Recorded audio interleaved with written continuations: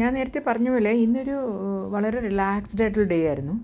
അപ്പോൾ കുറച്ച് ലേറ്റായിട്ട് ഞങ്ങൾ പുറത്തിറങ്ങിയില്ല. ഇന്ന് രാവിലെ കുറച്ച് ഭക്ഷണമൊക്കെ അവിടെ തന്നെ ഉണ്ടാക്കി ചോറൊക്കെ അങ്ങനെ കഴിച്ച് ഞങ്ങൾ വൈകുന്നേരം ഒരു 3:30 ഒക്കെ ആയപ്പോഴാണ് പുറത്തിറങ്ങിയത്.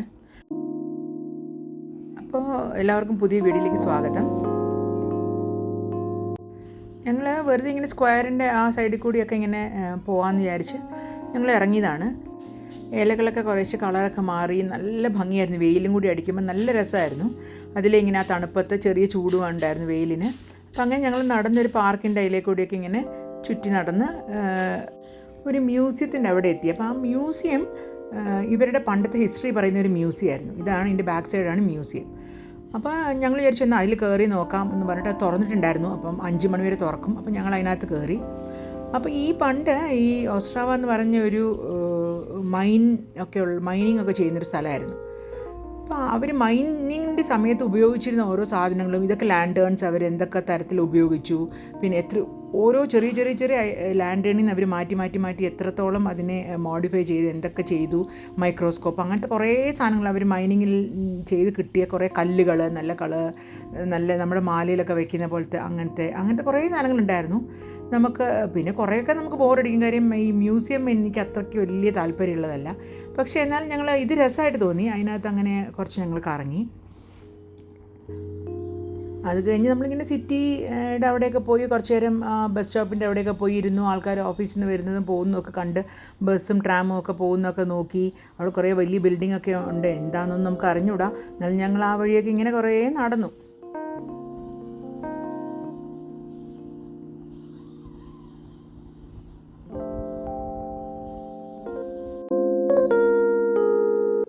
പണ്ട് വേൾഡ് വാറിൻ്റെ സമയത്ത് സോവിയറ്റ് യൂണിയൻ ഓസ്ട്രേലിയയിലേക്ക് ടാങ്കിൽ വന്നു. അപ്പോൾ അങ്ങനെ ആ എൻട്രി ചെയ്ത ബ്രിഡ്ജുണ്ട്. ആ ബ്രിഡ്ജാണ് ഈ കാണുന്നത്. അപ്പം അതൊരു കുറച്ച് ഫേമസ് ആണ് ഇവിടുത്തെ. അത് ഓസ്ട്രാവ റിവറിൻ്റെ മുകളിൽ ഉണ്ടാക്കിയതാണ്. സ്റ്റീൽ കൊണ്ട് ഉണ്ടാക്കിയ ബ്രിഡ്ജാണ്. അപ്പോൾ ഇത് ഒരു പ്രാവശ്യം ബ്രോക്ക് ആയതാണത്. പിന്നെ അത് കഴിഞ്ഞ് അവർ തന്നെ റിനോവേറ്റ് ചെയ്തതാണ്. ഇത് ഓസ്ട്രാവ റിവർ എന്നാണ് എഴുതി വെച്ചിരിക്കുന്നത്. പക്ഷേ ഓസ്ട്രാവ റിവർ ആവണമെന്ന് അറിഞ്ഞുകൊണ്ട് ഒരു ചെറിയൊരു കൈവഴി പോലെ എനിക്ക് തോന്നി.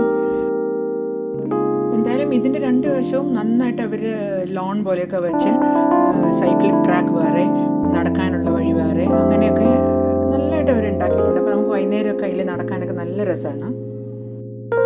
ഇത് സോവിയറ്റ് യൂണിയൻ ഇതിലേ വന്നു എന്ന് പറഞ്ഞില്ലേ, അപ്പോൾ ആ ഒരു ടാങ്ക് അവിടെ വെച്ചിട്ടുണ്ട് അവരുടെ ആ ഒരു ഓർമ്മയ്ക്കായിട്ട്.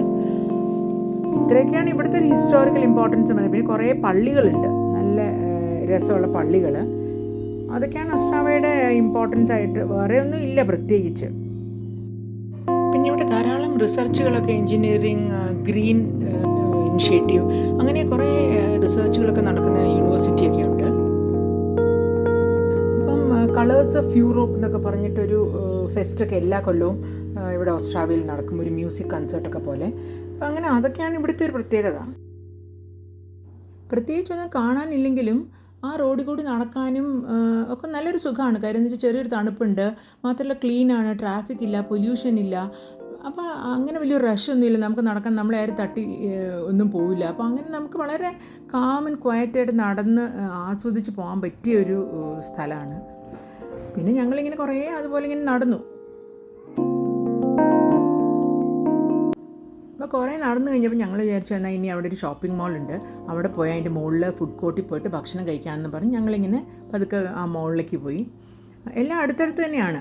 അപ്പോൾ അവിടെ ചെന്നപ്പോഴാണ് ഈ ഒരു സംഗതി കണ്ടത്. ഈ റോബോട്ടിനെ കണ്ടു. ഞങ്ങൾക്കതൊരു രസമായിട്ട് തോന്നി. ഞങ്ങളത് വീഡിയോ ഒക്കെ എടുത്ത് കുറച്ച്. ഇവിടെ ഉണ്ട് നാട്ടിൽ, പക്ഷേ എന്നാലും ഇതിനൊരു രസം തോന്നി. ഈ ഒരു ചെറിയ സ്ഥലത്താണെങ്കിൽ പോലും അവരെത്ര നന്നായിട്ട് ആ പുതിയ ടെക്നോളജിയൊക്കെ യൂസ് ചെയ്യുന്നു എന്ന് ഞാനിങ്ങനെ ആലോചിച്ചു. അപ്പം ഞങ്ങൾ അവിടുന്ന് ഭക്ഷണം കഴിച്ചില്ല. അടുത്തുള്ള ഒരു ഇന്ത്യൻ റെസ്റ്റോറൻറ്റ് ഉണ്ടായിരുന്നു. അപ്പോൾ ഞങ്ങൾ അവിടെ പോയിട്ട് ഫ്രൈഡ് റൈസും അതും ഇതൊക്കെയാണ് അന്ന് കഴിച്ചത്.